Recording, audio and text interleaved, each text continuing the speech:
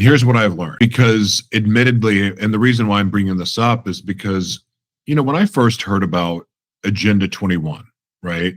Before Agenda 2030 was announced, the way I was hearing about it was like all the bad things, like all the potential bad things. And so that's what my brain goes, oh, and I already question things as it is. So I told myself, if I see all of these things play out, okay, I'm going to pay attention. So I started to see certain things line up and play out. And so then when Agenda 2030 was announced, I just decided that I was going to become obsessed. And from now on, I was going to study everything the world leaders put out.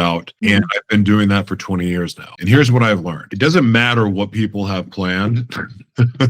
They ain't God. That's the first part.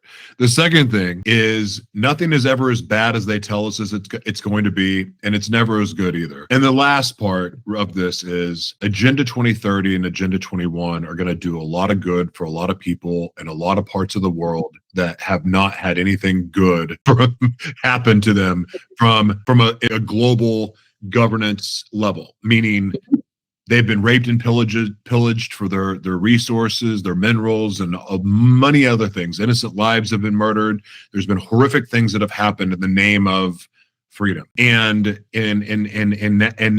we have this extreme wealth gap, and there's more people impoverished than ever.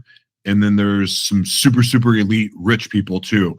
And that crowd grows. But the middle is fading away. What I believe Agenda 2030 will do is change that to some degree. Will there still be ultra wealthy people? Absolutely. Absolutely, there will be. But for the first time in my lifetime, we're going to have the underserved communities around the world.